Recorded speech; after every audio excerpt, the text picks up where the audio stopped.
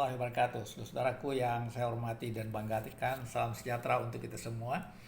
Kita kembali berjumpa di dalam perbincangan yang sangat hangat ini, sangat seru dan menjadi perhatian publik yang sangat luas. Kita kutip dari berita utama yang beredar setelah Abraham Samad dan teman-teman anti korupsi aktivis anti korupsi menemui pimpinan KPK dan mereka menyampaikan supaya aguan diusut. Tajuknya yang dimuat di pemberitaan suara.com, laporkan aguan ke KPK soal skandal hak guna bangunan pagar laut.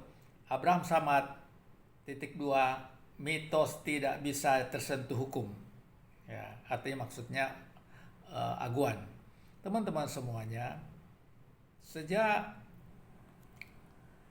Presiden Prabowo memerintahkan supaya pagar laut sepanjang 30,16 km itu dibongkar, dan yang diperintahkan adalah TNI Angkatan Laut, maka kemudian menjadi berita yang terus-menerus diungkapkan, dibahas, diteliti, dikaji, dan kemudian diulas.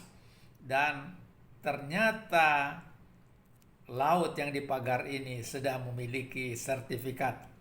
Jadi Menteri ATR sendiri sudah membatalkan 50 sertifikat. Yang ini ada yang 263 bidang ya.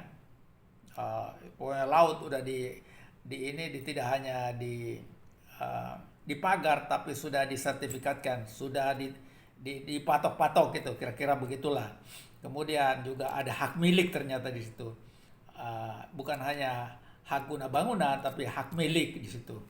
Ada yang perorangan. Jadi teman-teman, ini kemudian terus menjadi perbincangan yang tidak habis-habisnya. Terungkaplah 3 jenderal marinir yang menjadi pimpinan PT Agung Sedayo Group. Direktur utamanya itu Letnan Jenderal Marinir Nono Sampono yang juga anggota DPD, dan ada Freddy Numberi dan ada satu orang lagi, lupa saya namanya. Jadi teman-teman semuanya, kemudian menjadi viral dan terus-menerus menjadi perbincangan. Teman-teman semuanya, belum lagi selesai perbincangan masalah tersebut, Abraham Samad dengan teman-teman sudah mendatangi KPK untuk melaporkan aguan. Kita tahu aguan ini adalah pendiri dan pemilik PT Agung Sedayo Group, sebuah perusahaan properti yang besar sekali, dan itu biasa menjadi penghubung antara penguasa, dalam hal ini diduga Presiden Jokowi, dengan para pemilik modal yang kita kenal sebagai oligarki. Teman-teman semuanya, supaya menjadi sama pemahaman kita, saya ingin membaca apa yang dimuat di suara.com ya. Suara.com, mantan Ketua Komisi Pemberantasan Korupsi atau KPK Abraham Samad bersama sejumlah aktivis anti korupsi lainnya melaporkan bos Agung Sedayo Group yaitu Sugianto Kusuma alias Aguan ke KPK. Pasalnya Abraham menduga adanya tindak pidana korupsi berupa kong kali kong, suap, dan gratifikasi pada proyek strategis nasional pembangunan Pantai Indah Kapuk II. Dia meyakini Aguan terlibat dalam pembangunan pagar laut di Laut Tangerang untuk pembangunan PIK 2 yang belakangan ramai dibahas publik.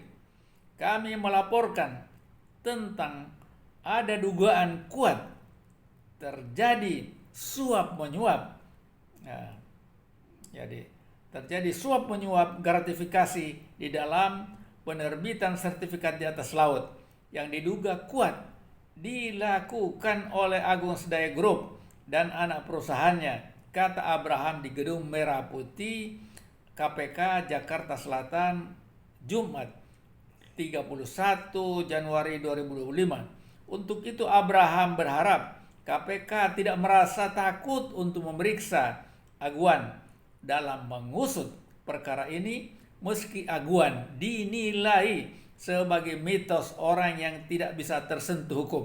Nah, ini seru banget. Dia mengatakan Aguan itu ya kebal hukum lah, kira-kira kayak begitu.